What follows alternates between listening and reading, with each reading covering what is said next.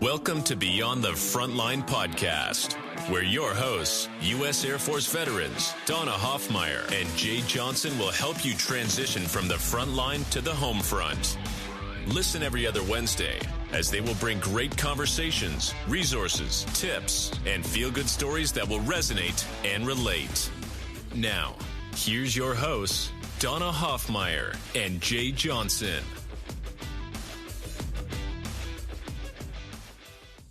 Well, hello, everybody. Welcome back to another amazing episode of Beyond the Front Lines. This is Jay Johnson, and I am joined by the queen of the podcast. Yeah, she waits on it. She waits on it. The one, the only, Donna Hoffmeyer. Donna, what is going on with you? Good morning. The queen. I have them trained. You notice that, right? Yeah, now it only took 17 episodes. Well, yeah, but we didn't start the queen until like 4 episodes. Don't make people believe that this was an easy transition for me. This wasn't easy. What's going on with you? We always like to just jump in and tell people a little bit about what's happening in our world before we get into the content. Yeah, good things. Just startup is starting up. I'm getting logos finalized. I'm getting marketing done. I am launching the other side of my business with coaching, mentoring for veterans. Yeah. At the same time, because 2 is better than 1, right? Why do 1 startup when you can do 2? So we're doing all of that at the same time. And it's August, so you know what month that is. That's get ready for school start, right? At the end of this month, we all start school. Well, we, as in our children. Yep. Holy Lord. And so, yes, my daughter has made a list of the things I need to buy, where we need to go, when we need to do it. And my son's over there like, when school start? I don't miss any of that. Yeah. Actually, I'm glad I'm done with every bit of that. You are. Well, you had a little genius child that got done at like 16 years old. So. Yeah, I don't know. She thinks she's more of a genius maybe than they all think they're more of a genius. Yeah, but look, no, she did. She knocked it out. She's very much self-paced and directed, and she wanted done with that action. But that's the first. She's got more to do, right? That's what I tell her all the time. You're not done yet. That's what I say to all of you listening and to business professionals. You're not done yet. Well, have you seen that picture? That visual of climbing the mountain, right? So the person climbs the mountain, and then the next picture you see a bigger mountain behind it, right? Yeah. And that's what it's all about, right? There's always something new, right? I mean, if we're going to stay growth minded and if we're going to stay refreshed, I think not that we shouldn't take time to have some introspective time, be self-reflective, decompress, plug in, recharge, whatever we want to say. Absolutely. You and I have talked about that on past episodes, that it's really important. But I think what we can't let happen is that we become stale. We can't we can't sit in one place and just be lazy. And I've had people tell me when they were retiring, oh, you know what? I'm not going to work again. And some of them do okay with that for a little while, but I don't know that I've met a single one that retired and then didn't find something new to plug into. And I don't mean just going out and golfing every day. It'd be great if any of us could do that. Anything. Yeah, like a hobby, volunteering, or they eventually get to a place where, I feel like I've still got more to give, and they go jump back into some other kind of career, whether it's part-time, full-time, something they created. I don't know. Well, they have to keep that mind active. I mean, I remember actually when I used to work, my last job, and as a nurse, I worked with a lot of people with PTSD, right? So the saying always that we had when I worked with the service members dealing with PTSD was like, hey, there's going to be peaks and troughs. The only deal is that you can hit the peak and you can hit the trough, but you can't unpack in the trough. Yeah. That's it. And really that kind of applies to our life, right? We have peaks and troughs. And when we're down in the trough, you don't get to unpack there. You have to go climb back up to the peak. It's the way I coach people. A lot of times they're looking at the whole elephant and they're overwhelmed. And I'm like, let's break it down to bite-sized portions, right? What's one thing you can do right now that's going to move you closer to where you desire to be? And so that one step, right? Just some kind of staying in motion is really important. Well, and the funny thing is, it's the little things that add up, right? Yeah. So when you're staying in motion, you're always thinking of the next thing, right? You look for all those opportunities, which leads us to today. Which is kind of fun because we've got a guest that I think everybody's going to really enjoy hearing from, because he's somebody you and I both know well. He's a more recently retired Air Force vet. You two probably retired kind of close to one another, him after you, but fairly close. But why don't you tee up who our guest is and what the topic is that he's bringing today? Well, we are introducing one Theron Van Meter. And I have to say this because I read it and then I smiled. He's from DeQueen, Arkansas. Okay? Oh, there's the word again. No, I the reason why I'm laughing is because my son, when he was little, adored Lightning McQueen. Oh. But he couldn't say McQueen, so it was always Lightning DeQueen. And I didn't know there was a DeQueen, Arkansas. Well, there we have it. So that's cool. I didn't know that either. All right. So that was just a side note. That was a side note, but I thought that was cute. So Theron, actually, we know him from the chamber, and he has his own business. And when we all met, then we found out that he actually did a DOD program called Skillbridge. And I was intrigued by that because we actually brought the Skillbridge head person in San Antonio, right? He was on our last podcast. So we brought him in, and we actually had him come speak to our breakfast. That's right. And so I thought, ooh, I'm intrigued. Like, we have somebody that's running it, but now there's somebody that's actually done the program. Firsthand experience. That's right. So I'm going to talk a little bit about Theron's background. Then we're going to talk to Theron about the Skillbridge program, his experiences, how he transitioned out, how he found Skillbridge, how he got into it, and how he's doing what he's doing now. Yeah, this is cool. This is cool. So tell the world about it. So, like as I said, he's from DeQueen, Arkansas. He joined the Air Force when he was 18, 21 years in the Air Force, 6 duty assignments, and multiple deployments and TDYs. When he came here to San Antonio as one of his duty assignments, he met his awesome wife. And I will say she's awesome because I've met her and friends with her, and I think she's awesome. I like her a lot more than him. I do too, but don't tell him that. And then met her, and after they retired, they came back here because her family's here. And when he was within the last 6 months, he decided I'm going to participate in Skillbridge, and he actually did it through home inspection, right? And we'll talk about that in a minute, of why he went that way. And he did that with somebody. And then from there, between that and Skillbridge, he was actually able to start his own business. Yeah, this is cool. Home inspection. So he now is the owner of Silver Spur Property Inspections as of February 22. That's awesome. So February this year, right? Yeah. And he is now growing. So that makes it, about 6 months into his journey? 6 months, which I think is perfect, because I love when we bring in newer people or more experienced people. And really in this series, we're going to have new experienced guys, girls, franchises, startups. So it'll be fun. You know what I gravitated to real quick, Donna, as you get ready to welcome him in, is 21 years. You served how long? 21 years. I served 21 years. Magic number. Anyway, I don't know what it is about. So any of our podcast listeners, if you have a unique skill set, you've been through Skillbridge, you desire to be interviewed on the show, the first criteria is you have to have served 21 years. I'm just kidding.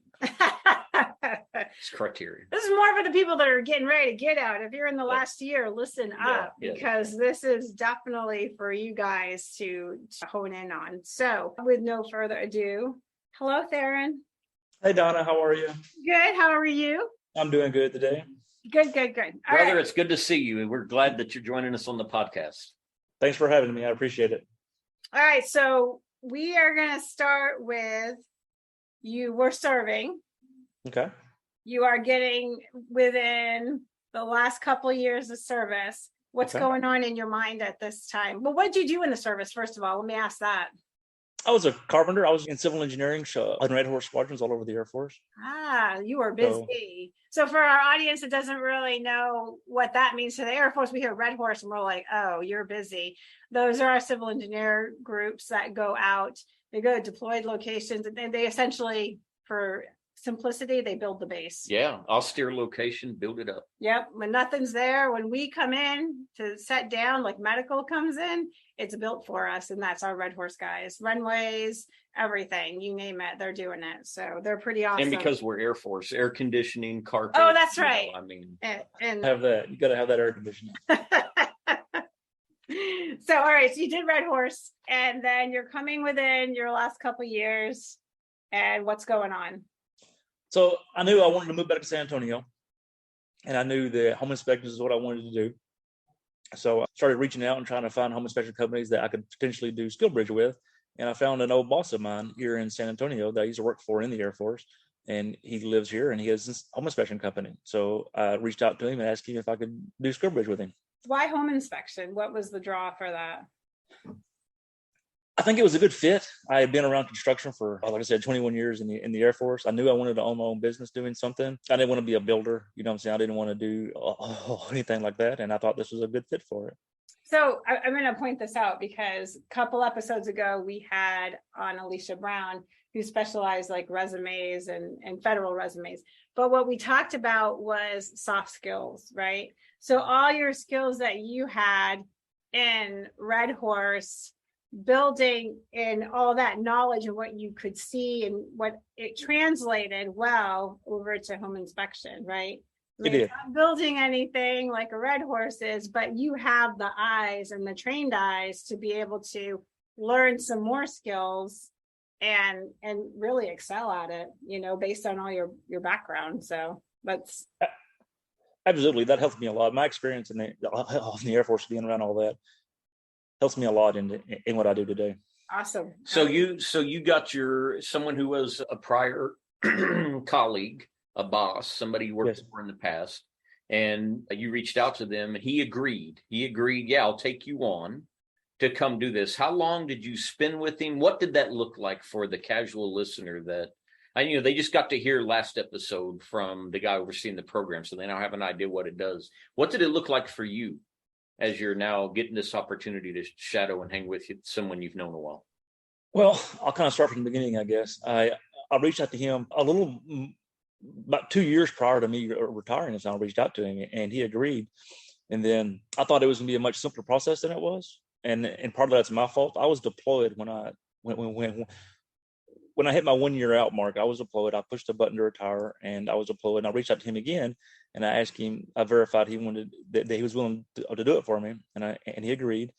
And so I just kind of waited until I got back to Little Rock Air Force Base, which is where I was stationed at. And I waited and waited, and then I finally got back and went to the education office, talked to the education office, and they told me, no, you cannot do it with him. And I was, well, what do you mean I can't do it with him, right? And so there's a few different things that went into it, the size of his company and this, that, and the other, as to why they said no. So I went back and I started looking at other companies to go with. I think there was an irrigation company I was going to do it with here in San Antonio that I looked into. There was a home builder that I looked into doing it with. And I liked what they had to say. I just didn't, it's not what I wanted to do, right? So I went back, I circled back and talked to the education office again, and they told me no again.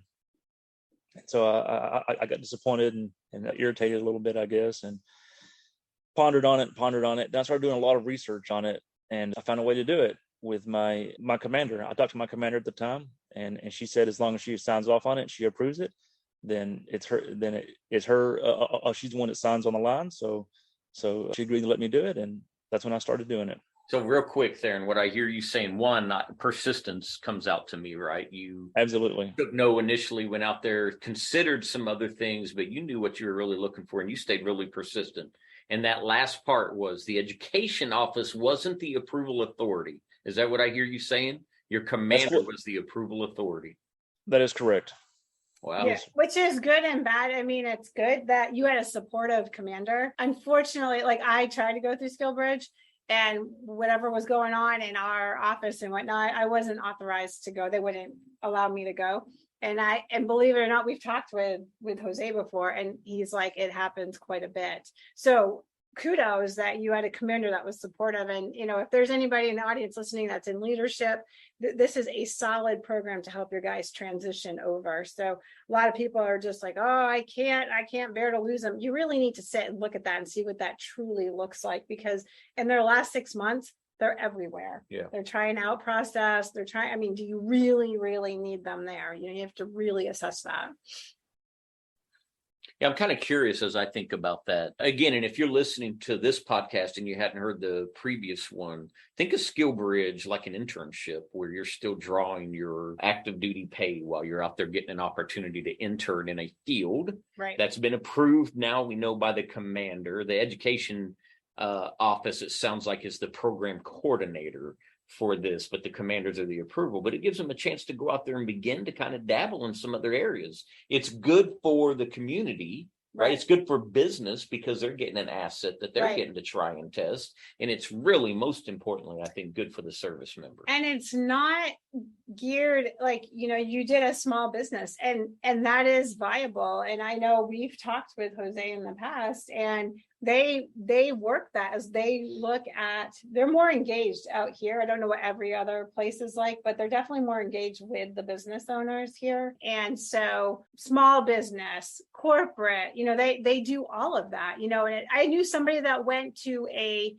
horse farm and wanted to learn more about horses and equine. They might have done equine therapy out there, but wanted to learn more about that. So the sky's the limit on what you can do. You just, like you said, supportive commander to let you go and find what you're looking for and advocate, So let's talk real quick, Theron, maybe your perspective, having gone through this now you're out there doing this. What were the parts of the process that you enjoyed the most, whether that is in the application process, the approval process, the internship process? And what did you find to be more challenging than you anticipated? What I enjoyed the most, I think, was the opportunity that it provided me to separate from the Air Force, to still be employed, working, still getting a paycheck from the Air Force, and doing that transition so that I'm building up what I'm doing next, right? That was important for me. Like you said earlier, there's people out there that retire, get out, and decide they don't want to do anything, and I think that's a problem for a lot of people, and it's provided me the opportunity to transition into my next step very easily, right? And the program was the company that I worked for Skillbridge. He didn't have inspections every single day. Most weeks he did, but on the days he did not have inspections, I would stay at the house and I would study, because for home inspections, there's a coursework you have to do that's another to get your Texas license. So to take full advantage of it, I just stayed at home, opened my computer up and studied, and it allowed me to do that. And I would not have been able to had I still been going to work every day for the Air Force.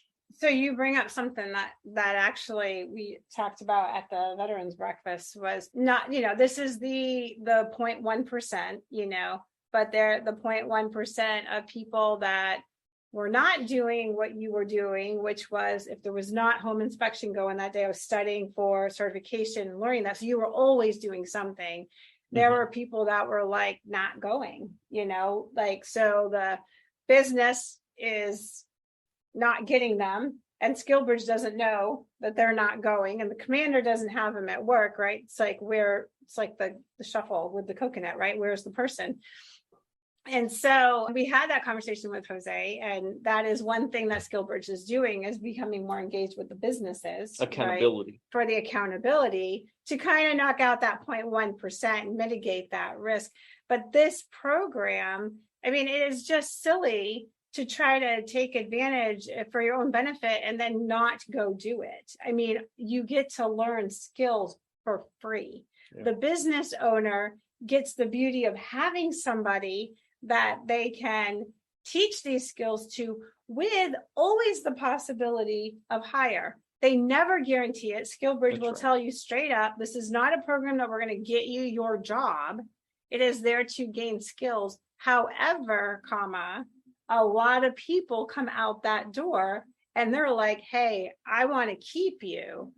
I'd like you to work with me. And they get the opportunity to stay put and do that for a while they maybe build what they want to do next, right? Or they say, hey, thanks, but I actually want to go do XYZ. No harm, no foul. Nobody's offended. That is the nature of the program. How do you lose out on that? Yeah, it's good. I think that sounds a little bit like other internship programs, right? There's not a guarantee in them. Other internships don't get paid a full salary. No, I agree. But in that one nuance, it sounds very similar about. So here's what I'm interested in, Theron. What were the expectations as they described to you? Were there any? Did you have any kind of report back expectation? Did they say, we want to hear from you from time to time? You brought up licenses and certifications. Not all careers are going to require that. What you're doing now did anyone help you pay for that? Was that all you funded? So maybe help the listeners understand those things. I tried to find a program that my GLB would pay for, but I was unsuccessful in doing so. I came out of pocket for my training and certifications, but the program that I went through gave me 50% off, I believe it was it. Oh, they gave me 50% off for being a military veteran. I think a lot of the home inspector programs out there do the same thing. But as far as the expectations from the education office, there wasn't many. They didn't, as far as I know, they didn't reach out to me the whole time I was on Skillbridge. And they didn't reach out to my boss the entire time I was on Skillbridge either. So, but he was prior military himself. If he had any problems, he wouldn't have hesitated to reach out. He knew who to contact, right? But we didn't have any problems. But as far as I know, nothing was official back to the education office or anything. Wow. My personal leadership reached out to me a few times, but just to verify that everything was going good and this, that, and the other. I think that's other than that. Yeah. And that's the part that I think that was causing the problem, is that there was no, once you were there, you kind of were there, and you weren't at Skillbridge office, you weren't at your work job, you were over there. And then if that was a civilian entity, I think there was a struggle with well, what if we have a problem? Who do we contact? And Jose, I remember when we had that discussion, they said, we have Reach Back Now and contacts, and they've kind of closed that gap on that. Yeah. So they've improved it in that sense. So you used the word earlier, Theron, you said separated, still receiving pay. You were still officially on active duty, true? Just kind of in a pending retired status in this program. You weren't actually separated. Correct. I started the program I started Skillbridge in June. I didn't actually retire until November. You have to have 6 months. That is a requirement, is that you have to have 6 months to do it. Yeah. I have heard, now don't validate me on this, but I have heard that if somebody wants to do it, they have kind of worked it out hybridly. And I think that's a case by case thing. Like if the commander might let them go 3 days a week and we need them this day for something, I have heard of that. I don't know if that's a standard or rule or a case by case kind of thing. Well, I was thinking about that earlier listening to Theron. So Theron, no PT, right? No mandatory commander's calls. None of that, right? None of that stuff. Once you got accepted into the program, away you went. No additional duties. I did mine out of state. I was still stationed in Arkansas, in Little Rock. Yeah. And I came to San Antonio to do it. So there was none of that. That's awesome. Well, let's talk about, if you don't mind, we may come back to some of this just so our listeners know. Donna and I always bring you all, our listeners, organic, natural conversations. And we step into these oftentimes as curious as you on the receiving end may be. So, Theron, talk about now you're out there. In this case, it's home inspecting, but it could be anything. But you did home inspecting. Talk about what transpired over the 6 months that you're in the program with your boss. You said there weren't inspections every day. When you didn't have them, you were studying. But what was really reinforcing to you that this is what you wanted to do? What do you enjoy? What does a day in the life of a home inspector look like? Well, I really enjoyed it from the beginning. I got out there and I really started getting into it, and I was learning a lot, and I picked up on it fast. Like you said earlier, I had the experience from construction in the past. So I picked up on it real quick. And yeah, I just really enjoyed doing it. And I knew that's what I wanted to do. And so I kept going with it. Typically right now, I'll get up in the mornings and my inspections start at 9 a.m. And I'll get up and I'll load my programs and check my schedule and make sure everything is loaded correctly. And then I'll go out to the home and do an inspection. It'll take me anywhere between 3.5 to 4 hours to do it, depending on how big it is. And right now I'm only doing one inspection a day. I'm not trying to do 2 a day right now. I'm trying to speed my processes up and fix a couple things, but I'm doing 1 a day. So after the inspection is done, I'll come home, I'll sit down, I'll write the report, I'll get everything ready to go, I'll verify everything, and then I'll send it off. And then I'll get on Facebook and Instagram and do a little bit of marketing, or I'll go to networking events, or chamber events and stuff like that. So checking roofs, climbing in attics, checking HVAC systems. What am I missing? I mean, you really do a thorough, right? Both for the seller and the buyer, you're doing a really thorough, and for the mortgage lender, quite frankly, right? So what are you doing? What are the core things that you do when you go out to a job site? Okay. I'll get out to home, and typically I'll start on the outside. I'll verify that the grading is correct. You don't have water running into your foundation and stuff like that. And then I'll move on to your walls, and I'll check and make sure all your siding is good. All your ceilings are good. Your windows are good. I'll look up on your soffits and your fascia. I'll make sure that's not dry rotted away, anything like that. And I'll check your hose bibs. I'll check your water pressure of your house. I'll look at your air conditioning unit from the outside. I'll make sure it's good to go. I'll make sure it has the right setup and the clearances and stuff like that. And I do a walk around the whole house on the outside, and I look at all those things as I walk around. I'll typically do about 3 trips around the house. I'm looking at different things on each trip. If I'm looking at all over the place on one trip, then I'll miss stuff. So I look at the foundation on one trip, you know what I mean? Like a good visual of the foundation and the walls and anything else on the walls. After that's over, I'll get up on the roof, and I'll put my ladder up, and I climb up on the roof and inspect the roof, and make sure there's no missing shingles, make sure they're not 40-year-old shingles need to be replaced or anything like that. Make sure the flashing is good up there. Make sure there's no leaking going on that I can visually see from the outside. After that, I'll move into the house, and I'll go inside the house, and I'll check all your floors first. And I'll move on to all the ceilings in the house, and then I'll move around to all the walls of the house. I'll check all your appliances as I'm doing that. Right about that time, I'll kick on your air conditioner. And if you have a basement, I'll go down in your basement. Most homes around here don't have basements. There are a few, but there's not many of them. And then I'll jump up in your attic. I'll check your roof structure out from your attic. I'll look for visual signs of water penetration from inside the attic. I'll check your insulation levels. I'll check your air conditioner out from all your attic unit in your attic, and make sure that it's not leaking and this, that, and the other.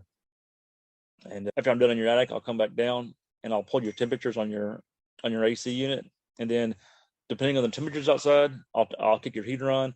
If it's above a certain degrees outside, I can't turn your heater on. It'll risk damaging it. But you're not turning any heater on right now. I'm sorry? So I bet you're not turning any heaters on right now. No, not right now. Unless they're gas. I'll turn gas ones on. But yeah, I'll check your heat. If it's the right temperature outside, I'll check your heat. And then I'll go around and I'll check all your vents in your house, make sure all your vents are actually blowing air, make sure they're not clogged up. And that's another thing that I'll look at inside the attic. When I'm in the attic, I check all the duct work up there and make sure that it's not kinked and or bent too sharply and restricting airflow. That's and the other. I check all your receptacles, make sure your receptacles are wired correctly, make sure they have power, make sure the 220 have 220, make sure the 110s have 110. Yeah, that's about sums it up right there, I guess. Well, I'm sure there's more I'm missing. No, it's extensive. Irrigation test also. Make sure your sprinklers work outside if you want that. That's an add-on, but it's not much. So that's the operational side. There's a lot. I mean, I don't think people understand like how much an inspector is looking at and how critical it is. I mean, you go to buy a house, and I really want to know my inspector knows what they're doing. So that's the operational side of it. I'm going to swing you back a little bit to the business side. Okay. Side that nobody likes. I don't like my business side either.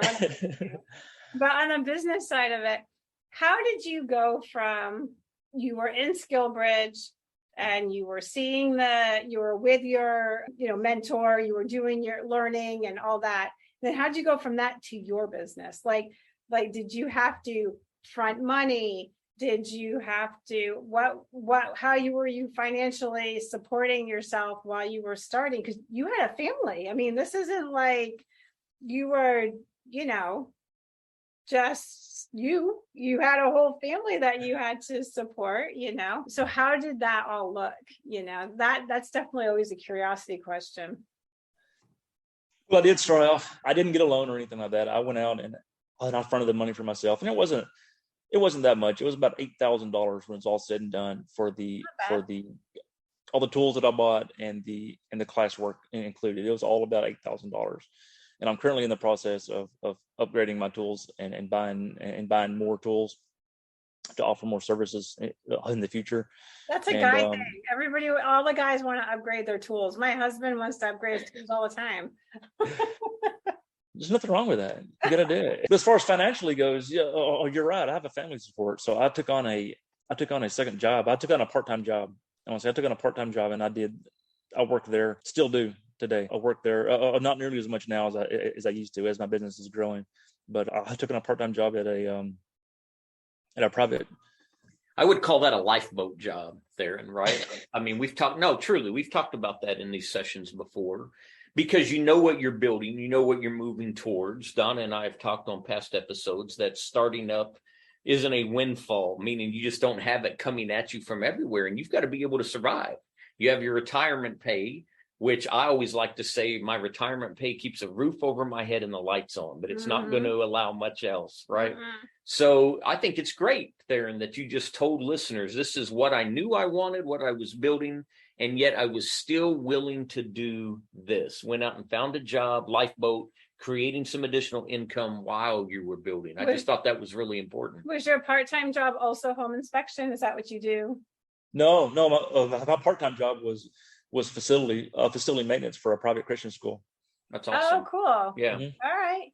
So you're doing that part-time, and then you're building the business. And this isn't a franchise. Let me be clear, right? This is you starting up your own business. That is so correct. You don't even have the support of a franchise, which is there, pay us this, we'll do your marketing, whatever it is. He's it. It is it. It's all you. He and his bride. Yeah. Yeah. She does a lot also. Yeah, I know that's true. Does she work also, or does she work for the business, or both? She has a full-time job right now. She's had it for 10, 15 years. Okay. So she has a long time for I met her. That's good. And then she helps with the business. She helps with the business. She does a lot of unpaid secretary. I think it helps as an understatement. She does a lot of work with the business. She does a lot of the social networking and networking and this, that, and the other. We had a long talk about that when we just went to the chamber mixer, and like me and her and another person there, we were all talking and we were all laughing because she's like, "Oh, I hate marketing," and we're like, "We do too." Yeah. It was like we hate marketing support. For any of our marketing people out there, thank you for what you do. Right? We're not denigrating it. We're just saying that's not our forte. No, it's not our forte, and as military, we do not like. I don't care. People see me loud and talking and laughing and all that. And then actually, even Allison, your wife, said, "Oh my God, I was surprised when you said you didn't like marketing." I'm like, just because I'm loud doesn't mean I like to be out there. I mean, it's not comfortable. And military people, it's not comfortable at all. I mean, we're very happy to be in the background watching the magic happen. And there's a few of us that don't mind being out front. Well, you might like being out front. That, Theron, right? He's loud and proud and likes to be out there and showboat, all that stuff. Yeah. His bride actually works on this side of town where you and I are. Yeah, Theron didn't like us enough to move out this way, though. He wanted to get it further away. I know. He didn't come to our side of the world. Yeah, the dark side. The dark side, the east side. Well, the northeast side. So Theron, talk about then this progression. You said, hey, you've been working this part-time job really from the get-go, but I just heard you say, hey, you're starting to trail that back. So 6 months into owning Silver Spur, right? Home inspections, things are taking off. So talk about that. What does that growth look like for you? The growth in the business? Yeah. Is that what you mean? Yeah. How have you gone out there and began to create this brand and this name for yourself? So most of my growth has come mostly from networking. I don't get much from my social media yet. I'm still building that, but I know that will come later if we continue doing it. I get most of my networking from a face-to-face interaction and talking and doing this. I've done inspections for friends of mine that were buying a house or selling a home, and their agents liked my report so much that after that home was bought and purchased, the agents would refer me to their next client. Right. So I've been growing like that, and I find every opportunity I can to just get out and meet as many people as I can. And that's how I'm growing my business right now. Word of mouth, right? Word of mouth. It's great. There's something there, and I don't mean to step on you, Donna, as you probably are wanting to step in here, and I just keep throwing lobbing balls up. There's something you and I, though, were a part of in the past, ever briefly together, but one of the things we talked about in there was this formula called VCP. Visibility leads to credibility equals profitability, right? So when I hear you talk about networking, which happens to be the same way I have built my business, I do get some from social media, but most of my business I mine from being out in the community. So what I hear you saying is a big part of what you do is out there gripping and grinning. True? That is correct. That is absolutely correct. So how does that conversation work?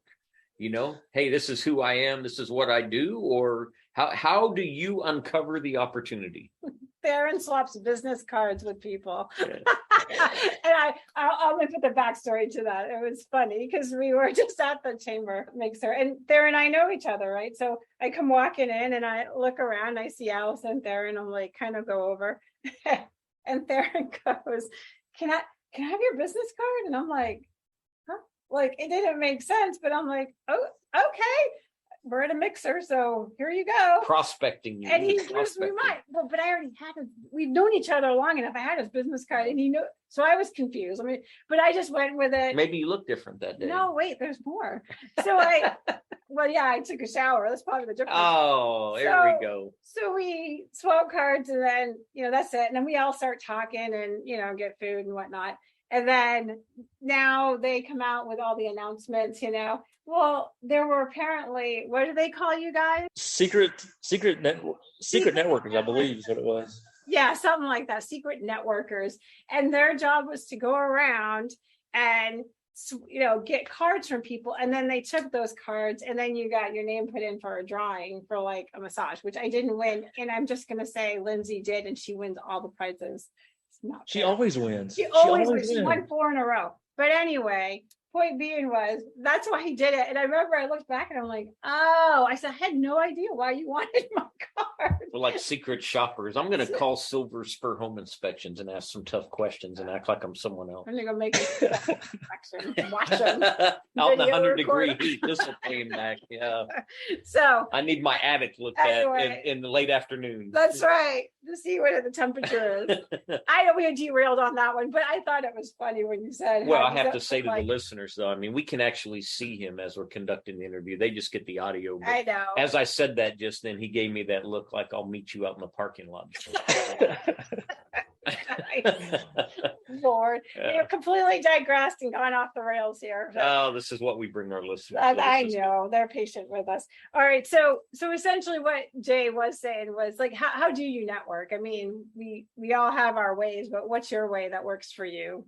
Well, I've tried. Like I said, I've tried all kinds of things. I've went to open houses. I've dropped in at realtors' offices. And that's worked a little bit for me. I dropped in on a few open houses, and I met a realtor, and she invited me back out to do a Facebook Live video with her, and we sat there and did a Facebook Live video at the open house. This is a few weeks later. We met back up and did that. What I struggled with was I would meet people and then like try to sell myself, right?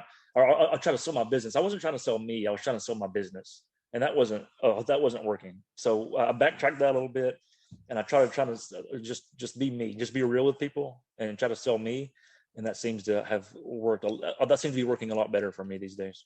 Well, so. And I'm sorry. No, you're good. I knew you were going to pop and say something, but that honestly is because you get to know you. Like I know you, and in my head, like I'm just waiting. Like my friend Kathy's a realtor, and somebody else I know is a realtor, and I would, and they're always moaning, like my whoever's not accessible or whatnot, and there would be nothing. Be like, hey, I know somebody that I trust. I trust that person, and they're going to trust you because of me. And if it goes sideways, they're going to find me, then I'm going to go find you. Right. So that's just how it's going to work. Yeah, no, it's true. Right. There's a difference between a casual relationship and one where there's it's an invested relationship. Right. I know them. I see them. I mean, when we ran into each other, there was like, hey, where's Brian? My husband. He's a man of integrity. Yeah. He's going to do it right. That's a so it's a connection, you're connected, and I trust that person because we have a connection, So when you say it's not even really selling yourself there, and it's just being yourself and people connecting with who you are. And that's where the sell is right there. And then the business gets the benefit of it, right? The business will come. Maybe not today, maybe not tomorrow, but the business Right, will the come. business will come because they remember you and they remember like, hey, he was a good guy, you know. Have you identified your golden gooses yet, Theron? Like, where are the symbiotic relationships? Where are the industries that tend to dovetail really well with you? Because I would think that there's some that, as you work inside of those communities, will probably present a lot of opportunity for you. I think obviously real estate agents, I believe, right? And mortgage lenders, banks. I'm trying to work an insurance angle right now. I'm not sure how that's going to pan out, but we'll see. I'm also doing some marketing toward straight to the consumer or straight to the client for 11-month warranty inspections. So when you have a brand new home build, typically you get a 12-month warranty from the home builder. Mm-hmm. So what I'm pushing out there right now is an 11-month warranty inspection. I'll come in and inspect your home right about the 11-month mark, and I'll give you a list of. I'll inspect it just like I'm inspecting a home that's going for sale or a brand new house. I do the exact same. Yes. It's the exact same inspection, and I'll give you a list of every single thing that I find, and you take that list, you turn it into your builder. I've done those before for people that told me after the fact. They said, "We're thankful we hired you because the builder was refusing to fix anything or even look at anything without an inspection report." I'm not saying that's the case everywhere, but it does happen. That I would have bought in on something like that if I would have, when we've been here 12 years, but I mean, that's pretty smart right there. Like, mm-hmm. Especially when you're getting ready for that warranty to end. And if you're having struggles, it allows you to, because what if it's just a house you bought, right? We still have that 12-month warranty, and you come in and that allows us to say, you know what, we're going to extend that warranty another year and get this taken care of, that very smart. It allows people, the buyer, the homeowner, to make informed choices. I mean, it's really what it is. So do you do commercial inspections or just home? Currently, I'm just doing home inspections. I'm trying to grow this part right now. Yeah. It's a future plan of mine to add commercial inspections. What do you see in this market? I mean, it's been zany. I mean, my realtor friends are like, they can't sell them fast enough. And now it just started cooling down a little bit. What has that been like for you as an inspector? Right now, my business hasn't changed a whole lot. I expect to see a change. One way or another in the next few weeks. Oh, wow. That soon? You expect it to slow down, or you expect it to? I expect it to slow down a little bit. I do. Yeah. For me personally. Yeah. And a lot of that is because of the age of my business, right? If there's less homes being sold, then the inspectors that have been around for a long time. You don't play any part in rental, and do they do anything for rentals, or no? It's just no. I don't play around with rental. Yeah, because I have noticed that the market tends to. I've seen it swing heavy the other way right now. I'm seeing rentals pop everywhere. Yeah, because 5 months ago, 6 months ago, I didn't see that many. Yeah. So that tells you the inflation and everything, right? The economy. It's people are not able to own a home, it seems, right now. Yeah. I mean, we're just kind of screeching down. Mm-hmm. They're still selling, but it's definitely contracted quite a bit. So, would you recommend Skillbridge to others? Absolutely. Experience good, well enough that you would say I would encourage anyone to at least look into it. I would encourage anybody to look into it. I would also encourage. So I'm sure you talked about this last week, about the whole 6 months. You got to do your terminal leave, your Skillbridge, and I forget what the term is for your travel days. Mm-hmm. You get to do all that within a 6 month window, right?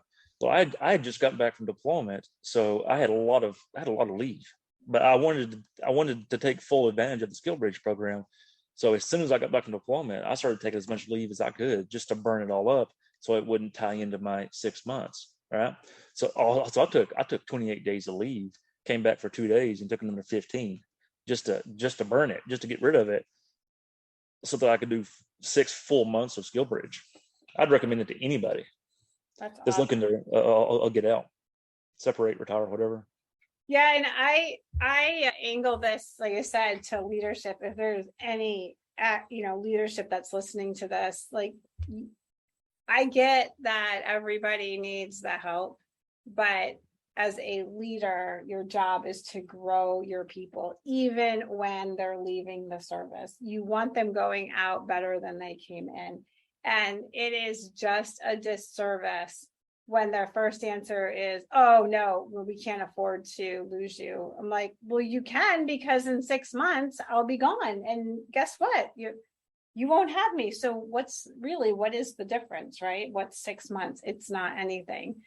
And, it was unfortunate. And I've heard that happen multiple times to many other people, that they couldn't do the program because they were needed for whatever, So if there's any leaders out there, let your people go to Skillbridge. It is worth it. It's definitely a great investment to people. So.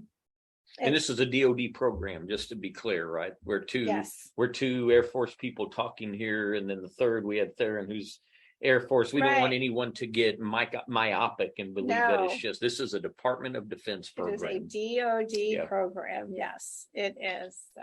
So how about this? Go ahead. I was just saying, another thing I would recommend, when I did the program, they required a 6-month training plan, right? Well, the guy that I was going to work for, he didn't have that written up. And if you go to another company that may have it written up, it's probably not written up to a 6-month time frame, right? So I encourage everybody to go write it yourself. That's what I did. I just wrote it myself and submitted it to him. I did the same. All he had to do was sign it. Like, it was done. All he had to do was sign it. He signed it, sent it back to me the same day, and I submitted it. It was done. Yes. Don't wait on the company to sit there and do it for you, because they're not going to. Yeah, and collaborate with them. Just like, look, this is my idea. It's their business, so they will add stuff. I did the same thing, because I was going into a very unique environment, and they had never done it before. And I said, hey, let me set up a training plan, and you guys look at it. Tell me what needs to be added. And we did the same thing. We collaborated, and boom, came up with the training plan. Training plans don't have to be extensive. I've written a ton of them. Wasn't hard. They can be very basic and very simple, and it can be repetitive, right? And it's just repetitive with building, it's not rocket science. So yeah, take the initiative, right? If you know where you want to go, then work on it. And if you don't, go into the education office and talk to the Skillbridge people, because they're going to help you, vector you into what you want to do. Because I actually know somebody that is doing his own business now, and it's in real estate, and his goal is to buy a skyscraper one day. Actually, I think this is his goal for this year. But he started out, he was Army 4 years, enlisted, came out, and he went into companies, and he just started interning with them, right? And he just started, and some he worked in these companies, and he wanted to learn, and he built up all those skills. And then he got into some real estate, and he built up that. He started his first business, got more skills, and boom, now he's doing what he really, really wants to do. It was a 5-year plan, 6-year plan, whatever it was, but he did it, and he had that goal in mind. So, the sky's the limit. It's a very creative program, to be honest. Well, and you and I have encouraged to our listeners, right? If you have an entrepreneurial bent, but you don't know what you want to do, or you haven't run across something out there you want to do, maybe it's something you create. Yep. You could be brand new in it. Theron, the question I want to ask you is probably more on the entrepreneurial side of the house. As a still what we would call a startup, you're still really new into this process. What's been the biggest learn for you so far that you wish you had known, but it's something you've learned over the course of these past few months? I think we're going to tie that back into marketing. Yeah. I wish I knew a lot more now. I wish I knew more when I started, and I wish I knew more now than what I did. Okay. That's a whole world all in its own. Where would you suggest somebody starts with marketing? Where would be the 101 with marketing? I don't know yet. If I'm being honest, I don't know. Still there. Hire a good business coach. That would be what I would recommend. Lord. Hire a good coach. I know someone. Oh, sorry, that was self-serving. I know someone too. You know someone. Well, and that's a fair answer, right? I don't know right now, because you're still in the thick of it. I think based on the conversation, I'm telling you, me and Allison and Lindsay were just all commiserating on marketing the other day, and how much none of us liked it, right? And I think that the 101 advice that I would give people is suck it up, buttercup. You got to do it. I mean, I hate saying that. Trust me, I hate saying that. But you have to do it, and you have to figure out where your authenticity is in it. Where's your authentic self, and show that. And when you start doing that, like you said, right, you tried to sell the business, it didn't work, and you started just being you, and then things started shifting, right? So really, we make it more complicated than it is, right? We really do. Be curious about people, want to help people, get to know people, and then get familiar with social media, because no matter what, that's just the way of the world right now. I really find value in giving information away. Yes. You know, I think when you're equipping others and you're willing to not make it so transactional, like I'll give you what I know, but only if you pay me. I don't do that. I try to give some away, right? Yes. Let me help you in this moment. Let me offer a few suggestions. And then what I generally find is those people come back to me and it turns into a transaction, you know, that hopefully is beneficial for both. That just happened to me the other day, that I was working with a bookstore with my books, and they were like, oh, I was telling them about the startup I'm working on, and they were like, hey, what if you came back and taught like a little class on this, you know, just a free class? I'm like, yeah, absolutely. Let's do it. You know, why not? Like, I'm not the holder of all this knowledge. I'm just here to try to. I didn't say give all your product away, all your time away, all your service. Right. I mean, I don't do that. Yeah, I don't do that either. Right. There are some things that are uniquely mine that it's only going to be brought out when someone enters into an agreement with me. But otherwise, I want people to be successful. That's who I am, and I think that endears us to others, right? People start the law of reciprocity is what we say, right? We help others, and then at some point they naturally want to help us. Yeah, exactly that. Hey, Theron, if somebody wanted to call and ask you questions, you know, have a private conversation with you, either about the industry you're in, maybe about the Skillbridge process, or, you know, something else that maybe you said on here that resonated with everyone, how can they get in touch with you? They can call me at 210-980-3836, or send me an email at Theron, THERON, at sspinspections.com. And that's all going to be in our summary. We'll have all that there. It'll be there in the summary as well. I just like that. I like, one, it shows that he's open to it, right? If he had said, I don't know that I want to release that, then, or maybe I didn't give him a chance and he just assumed he had to dive straight into that, but it's good. Call me anytime. I don't mind. Yeah, see, I know that about you already, Theron. That's good. All right. So you ready to, as you say, land the plane? Yeah, let's start to land this thing. All right. So I'm going to wrap it up, and then you can end it on the whole thing. But I think that this was awesome, Theron. First thing I want to start with is, do you have any last bits of advice to people that are in startup, people that are in wanting to do home inspections and people that are transitioning out of the military wanting to do something different? I think I plugged everything in there. Just, I would say, go out there and meet as many people as you can in any startup. Meet as many people as you can, make as many contacts as you can, and just be you, and business will come, I think. Great advice.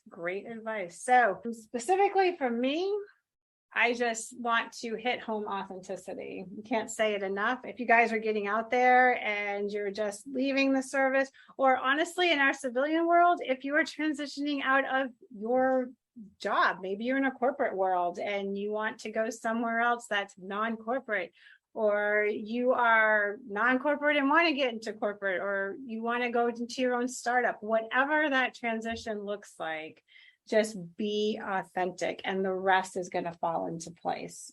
I believe that wholeheartedly. Yeah, I agree with that. I'll add one ingredient. I would say sweat equity, right? Be authentic, but you have to put sweat equity into everything. So you can't sit back on your hands and talk about what you want to do. There's this saying, I think John Maxwell is who I heard say it. It could have been from someone else and he borrowed it. But the biggest gap in life exists between what we know and what we do.